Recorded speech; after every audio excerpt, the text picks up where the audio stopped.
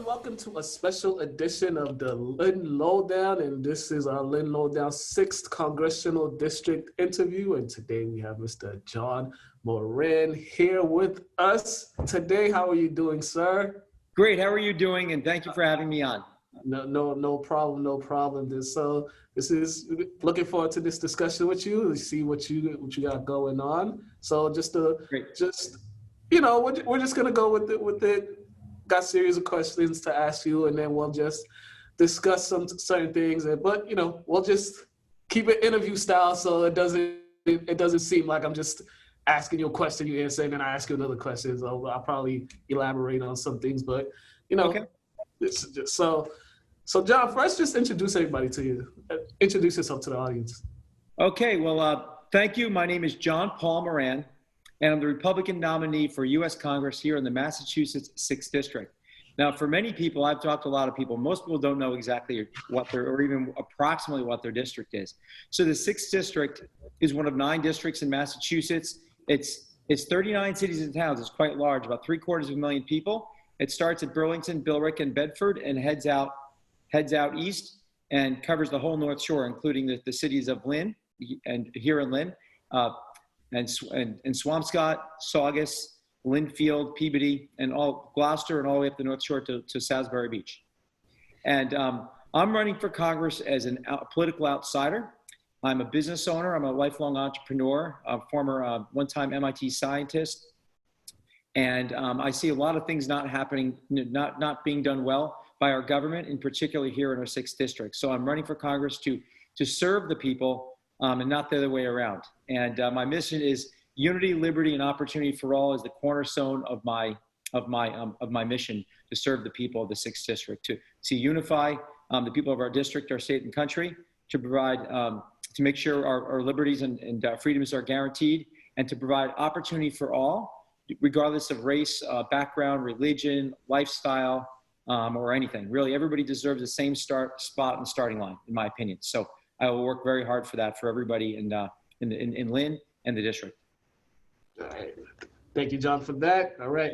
So let's get right into it. We got all right. Let's go. Questions for you. So let's get right into it. So our first question: how do you plan on representing your district's best interests on the national level, especially with a diverse and large city such as Lynn? Great. So I'm looking forward to serving the district and serving and supporting the people of Lynn. And to give a little bit of perspective, I believe in diversity. In fact, that's my core message at my nonprofit before I started into politics as a candidate. Was running a group called Grand Opportunity USA, or Go USA. And the real core focus of it was reaching young and diverse audiences and promoting the American message of freedom, liberty, and opportunity. And I myself am diverse. I may not look it, but I'm gay. I'm a gay American, and I know what it's like to be marginalized. And I had to be in that closet for a while, so I know what it's like. And I'm committed to making sure everybody really has the same spot in the starting line. I mentioned that earlier. And really, in DC, things are a disaster. I mean, I think Congress has something like a 90% disapproval rating. And that is obvious to everybody, really. It's very dysfunctional in Washington. There's a lot of lobbyists there's a lot of payoffs, lobbyists, and people are not getting along. Things are not getting done in Washington. So when I go to Washington, I'm going to make sure I get things done and work across the aisle to make sure we accomplish our mission of serving the people. Another thing I'll say is I want the job. I'm working hard for this position to help the people of the district in Lynn. And my opponent, Seth Moulton, doesn't appear to want the job. He tried to spend his time becoming a Speaker of the House a couple of years ago and overthrowing Nancy Pelosi with almost no support and failed. And then he spent his time running for president. And he failed at that, polling at, I believe, about 0.0%, couldn't even get on the debate stage. And he's really been spending all of his time out of the district, not serving the district, because he's looking for the next rung on the political ladder. So I think this district deserves someone that actually wants the job, and will work hard for the job for the people of the district. Mm-hmm. And one thing that, when getting the job, something that's been a heavy topic of discussion is the transportation, especially in Lynn and North Shore, with so many people having issues with the MBTA and just getting service or the service changes. So, what are your specific thoughts on public transportation in the North Shore and in Lynn? Well, being that I'm a resident of the 6th District and driving through the district, I see how bad it is. I mean, the roads themselves, there's a lot of problems with the roads, a lot of congestion, potholes, not enough. The infrastructure is really crumbling there, but with respect to public infrastructure and transportation, the trains are often failing. They don't work right. And then we have the issue of, if you can believe it, it's been 100 years they've been working, 100 years since the 1920s. Politicians in this state, Democrat politicians, have been talking about extending the Blue Line up through Lynn. Mm-hmm. And that's been taking forever. Both the Democrats here in the state and nationally have been talking about it, but nothing's been done. And there really needs to be an effort with the governor, the state legislatures, and the federal government to fund this and get this done. That would solve a lot of problems, because if we could do that, I mean, we don't have people congested trying to drive in these narrow roads. It could take over an hour to get between Boston and Lynn, right, during rush hour, even more. And that's just not acceptable. So we need to fix the problem, and I want to make sure when I get to Washington, work and fight for federal dollars to fix this. We did get Capuano, if you know the congressman that was defeated by Anna Presley. He was in Congress, and he had a powerful position in the Congress addressing roads and transportation. And Anna Presley took him out, but he got $1 billion for the Green Line. And we need to do something like this for the Blue Line in Lynn. So I'm going to fight hard for that, in addition to other things I want to do to make sure we get federal funding to fix the overall crumbling infrastructure of our transportation system. Yeah, speaking of that, you're talking about some other things that you have in mind, some things that you're planning on doing for the area if you are elected. So can you just tell me what are three things that need improvement in the 6th District? And can you tell me first? Can you tell me those three things, and then how do you plan on addressing those issues and fixing those issues? Well, I would say three things are jobs, jobs, and jobs. I mean, of course. I mean, I'll be jobs, education, and healthcare are three major things that I want to address. But the first thing is, when I say jobs, jobs, and jobs, it's a critical issue, because Massachusetts has the highest unemployment right now in the entire United States out of all 50 states at about 17%, and it hasn't dropped from the last report. And then Lynn has a 25% unemployment, which has got to be maybe the highest in the country. So we have a severe job crisis here in the state, and I want to make sure we address that.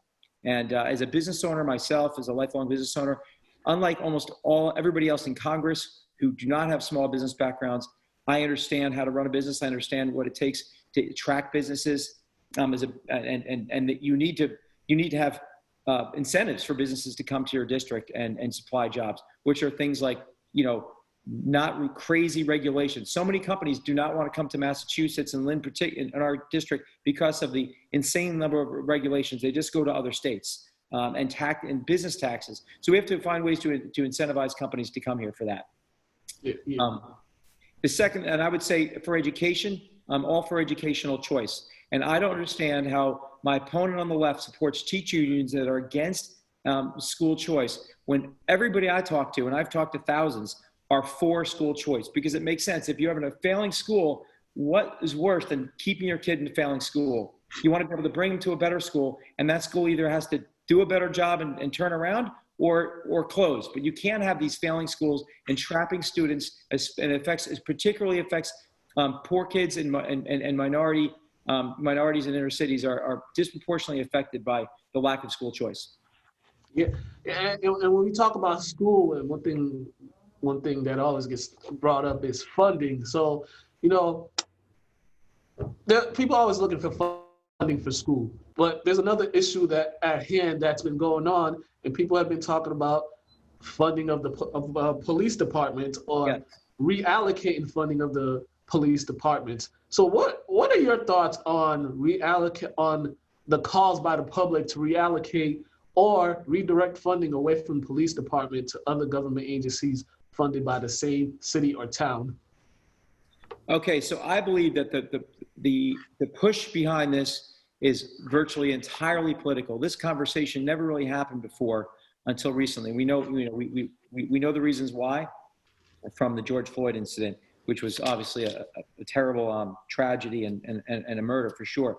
However, we look at the problem and the common sense reforms addressing police brutality that affects all people, not just Black Americans, but people of all backgrounds are affected by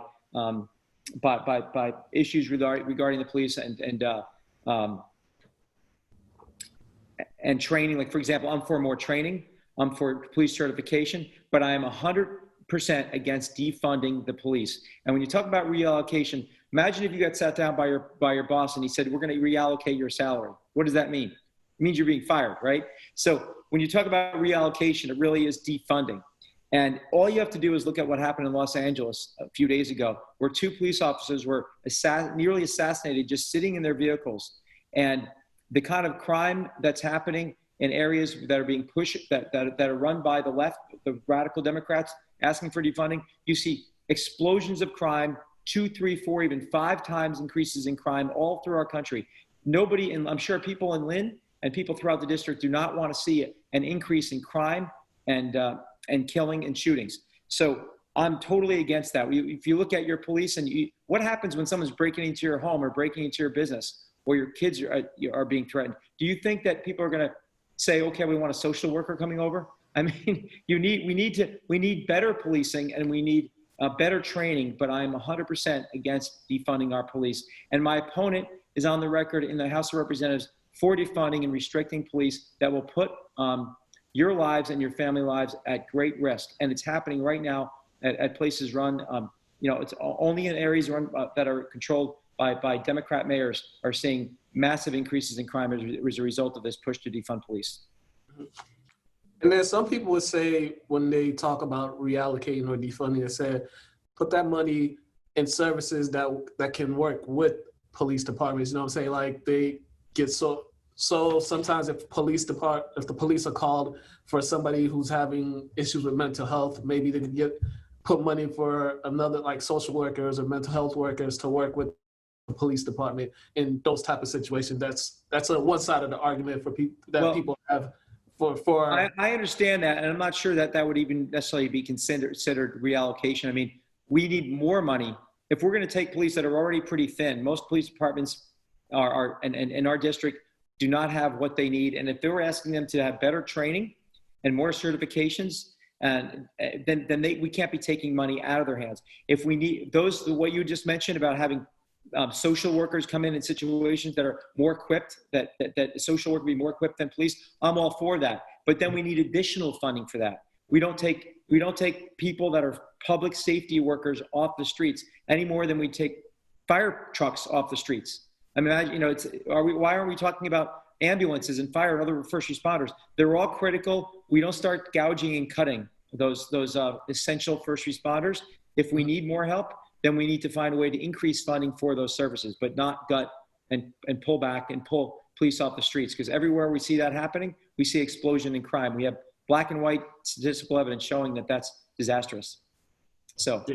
Yeah, I got what you're saying. This is a topic me and you could go on for, if this that's a politician answer, and I agree with both, but I do agree with both increasing funding for social services, but not cutting back and blaming the police for and going after the police for a few bad apples, which is true. It's a very small percentage of police, and those police need to be, we need to be able to pull them off the force if they're out of line and they have a habit of being too violent or using too much force. Yeah. I mean, this is a conversation we could have if this was like a different show.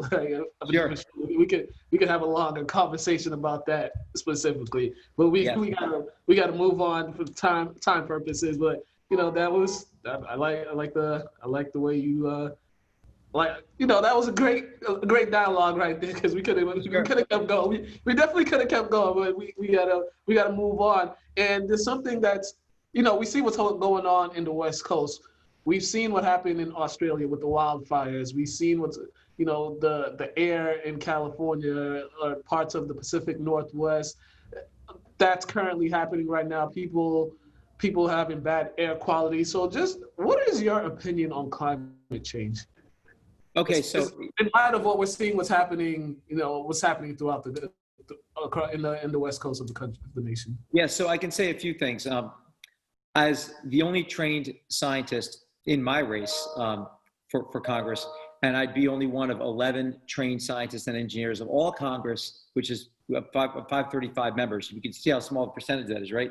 We have almost nobody in Congress that's a trained engineer and scientist.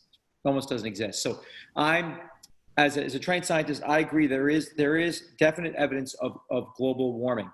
The question is, how much of global warming is man-made and how much is from natural cycles of the earth? If you go back hundreds of years, you can see the earth was quite warm in the Middle Ages. So there is a combination going on of that. And I believe that we need to always essentially protect our environment. But the climate change agenda has been has been hijacked by political forces using climate change for political means for more government control. And that's clear to me as a scientist. And we have to look at what can we do better to protect our earth, but also not be an alarmist. I mean, anybody that talks about, the world's going to end in 12 years, it's going to be irrecoverable, that's just nonsense. I mean, that's crazy land crazy. That's not going to happen.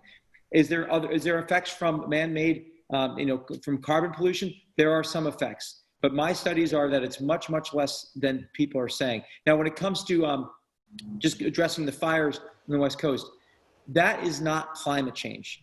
That is mismanagement of the forest, because there are people that are, especially on the left, that say that, that don't want to go into forest to do proper management of forests. For decades, for hundreds of years, we've been able to manage forests by cutting back brush, cutting back trees, so they don't light up like they do. It's the Democrats in California that have really restricted that because, concern over squirrels and I'm all for wildlife, but their pushes in their effort to so-called protect the environment have actually damaged it, because they do not allow the clearing of brush and trees that are old, that are really like it's a tinderbox.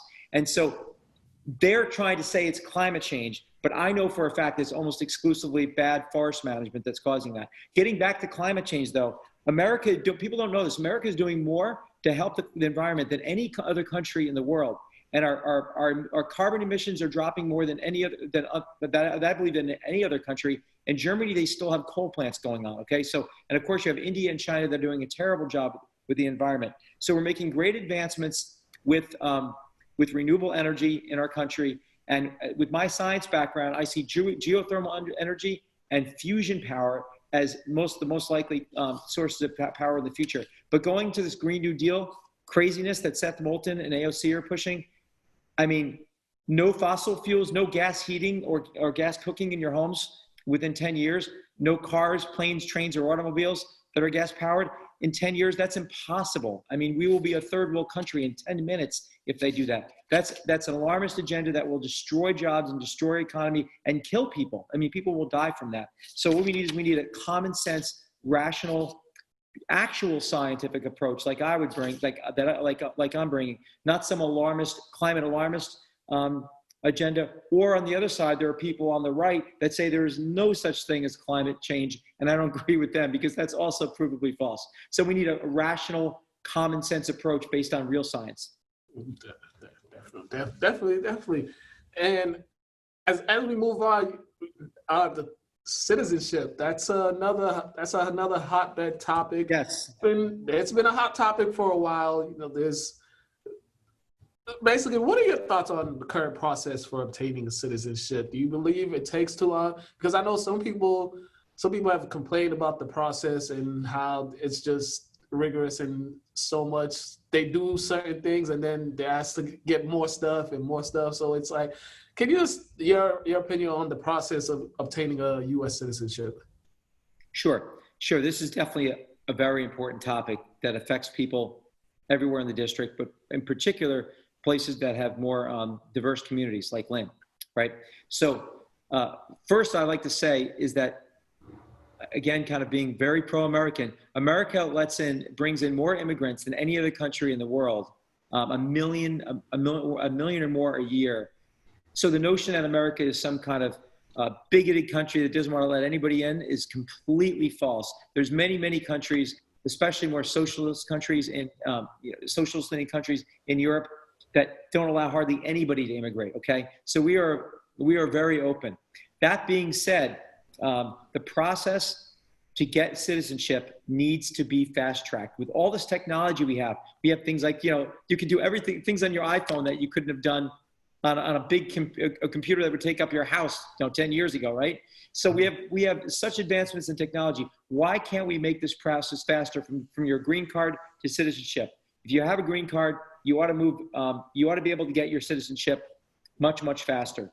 And you wonder why people want to illegally immigrate here. Nobody thinks cutting the line is fair. I don't think anybody that's come here legally thinks it's cool to have somebody cut the line, just jump in our country illegally and then be thrown all kinds of benefits, right? There has to be a process. But we're only making it worse if we're making this process drag out as long as it does. And there needs to be a faster way to do it. No, God knows we have the technology to move it faster than we need to do it. And I understand there is security risk because after 9/11, terrorist risk, I understand that you have to go through some kind of background checks, but it can't be this long, drawn out process. And as your future representative, I will instruct my staff to work with people that are looking to get their citizenship and find a way to fast track it as best as I can through Congress. So I'm committed to that. We need to do a better job at that. And I will be on the forefront working with Congress and working with the people of Lynn and the district to make sure we fast track this as fast as possible. Yeah, even though seeking asylum, it's that process too. It's the whole immigration process. It's something that needs to be looked at to just the whole and process. Looked at and fixed. Yeah. And things are dysfunctional in Washington for a whole bunch of reasons, but the partisanship and the dysfunctionality in Washington is worse than it's ever been, and everything's being affected negatively, and people are being hurt by it. So I'm going to work on fixing it. Yeah, and another thing, especially in this area, the North Shore area, something that cities like Lynn have been working on is trying to fix the opioid problem, just try to help those. So that's a major problem in cities in this district. So how do you plan to help solve the opioid epidemic affecting this district? Well, it is a serious problem. And it's, granted, COVID is a crisis, right?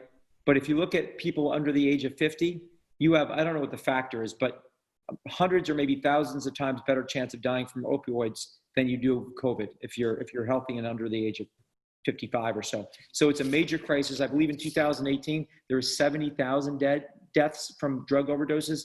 It's outrageously high, okay?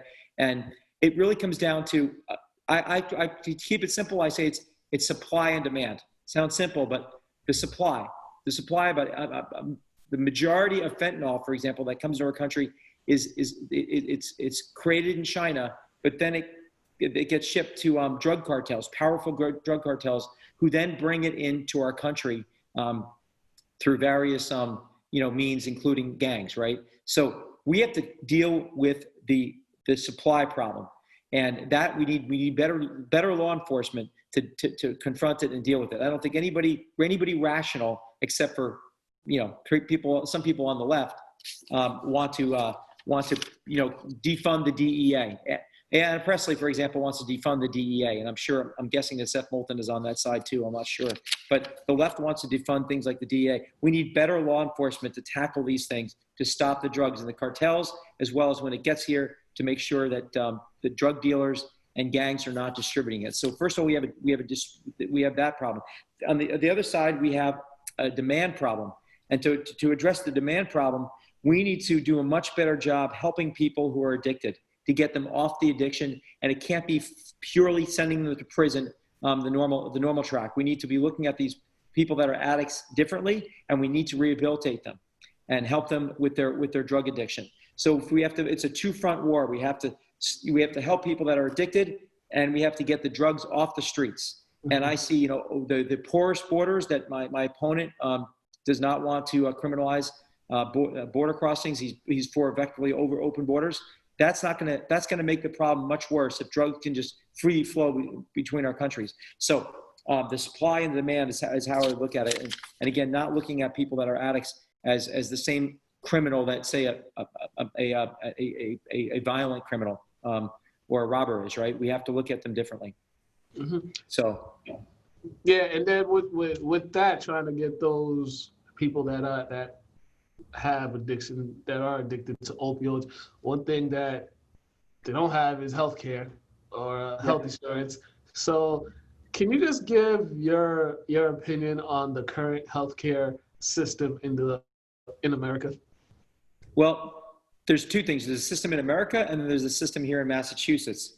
I'm very happy and proud to say we have the #1 healthcare system, I believe, in the country here in Massachusetts. We have the lowest percentage of people that are not in healthcare. I don't have the exact number in front of me, but it's nearly 100%. Almost everybody in our state has healthcare, has quality healthcare. There's some exceptions.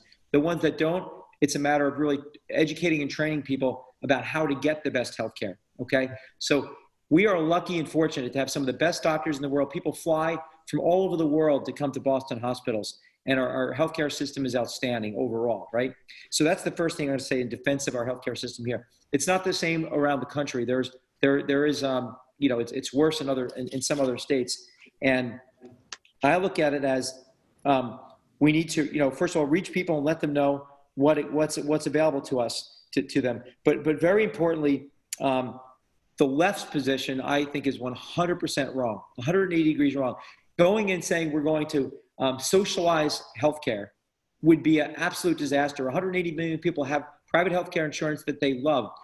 They would rip all that away and then put in an awful public healthcare system, which would be like if you ever waited in line at the RMV. Now you can go online and do it, but you used to wait in line for hours and hours and hours to get your license renewed, right? That's what it's like in socialist countries. It's lack of access, low quality, and lack of access, and they may not pay for it because they're socialists out of the pocket right away, but they pay very, very, very high taxes. So the cost is still there. So the only thing that I found that ever reduces cost, increases quality, and improves access and choice is market forces. And we need to look at how we can get more market competition, helping the healthcare, helping the healthcare system. And importantly, we need freedom, access, and choice. And we do not want bureaucrats making decisions, standing between you and your doctor. We want to be able to choose our doctor, choose our hospital, choose our nurses, right? I would think everybody that's watching this wants to be able to choose, have the freedom and the choice for that.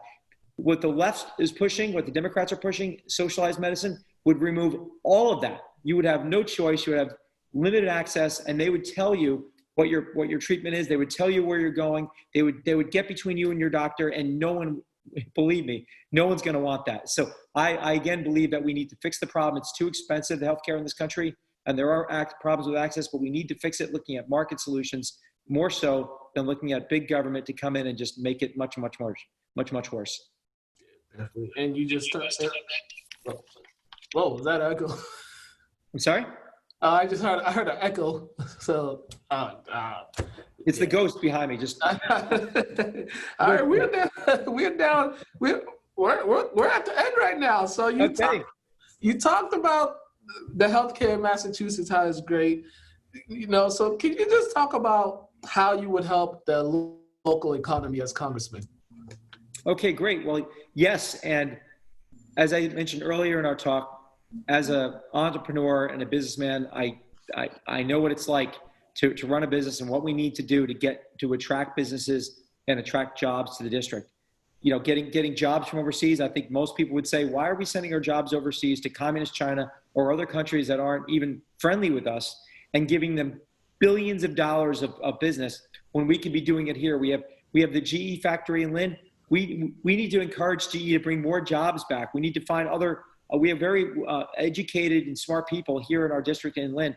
We can get high-tech companies and biotech companies, attract them to Lynn, right? Attract them to our city and to our district to bring jobs in. And I'm going to do that. I'm going to work on doing that.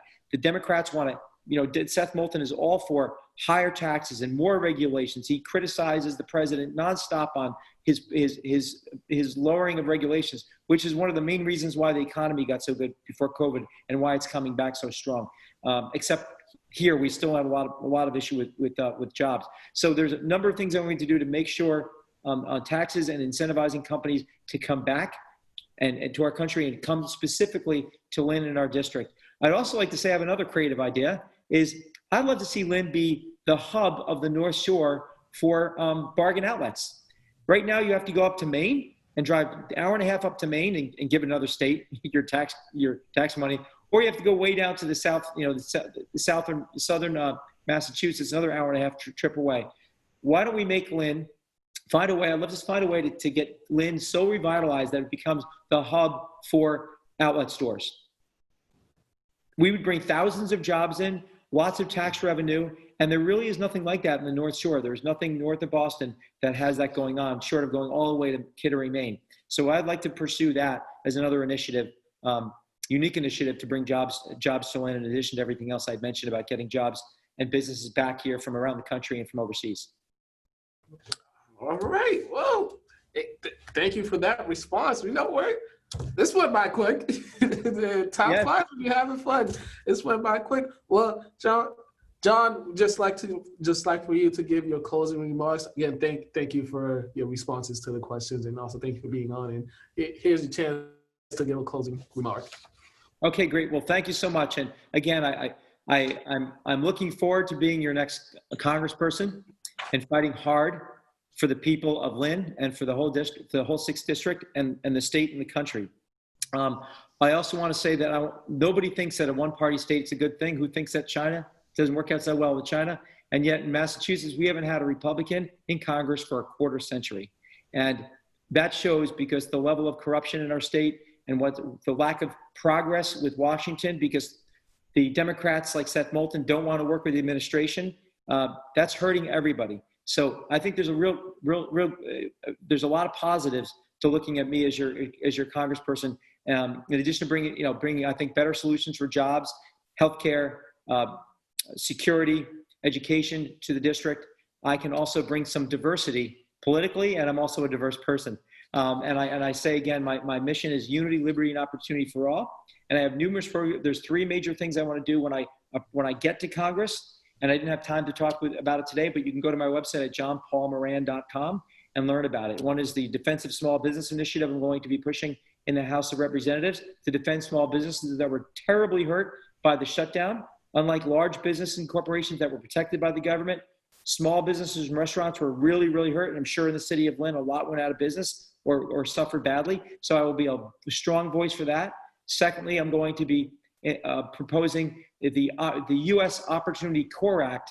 Think of the Peace Corps for America combined with a career track with internships and apprenticeships with businesses. Germany does great at that. They have 400,000 companies involved in their apprenticeship programs. That will give people a chance at really doing very well in life with their career without having to spend $300,000 in some college degree you may never even use, right? So that's the second thing. And the third thing I'm committed to doing is the Opportunity for All Act in Congress, which would finally bring equal and fair rights to all LGBTQ citizens while not stepping on the feet of religious liberties. Protecting religious liberties and providing rights for all is something that no one in Congress has been able to do. But I think with my unique background and perspective, I can do it. So I'm committed to those 3 big things. 3 of them are huge, but all of them, I think people from both sides, Republican, Democrat, Independent, I haven't really met, I'm not sure I've met anybody that doesn't like those ideas. So I'm going to be working very hard, and those will have I believe, very strong bipartisan support in Congress. I think, and also plug your email if they want to contact you. Sure. So it's, again, my website's johnpaulmoran.com, and my email is info@johnpaulmoran.com. John, thank you very much. Really appreciate you taking the time to come on and do this. We really appreciate you. Let's Lynn Community Television. Appreciate your participation. Thank you so much, and thank you to your audience. Hope everybody watching this is saying, wow, what a different candidate. I'm not your average politician. I'm not even a politician. So thank you so much, and thank you for your time. All right, you guys have been watching the special LCTV News 6th Congressional District interview with Mr. John Paul Moran. Ladies and gentlemen, have a great day.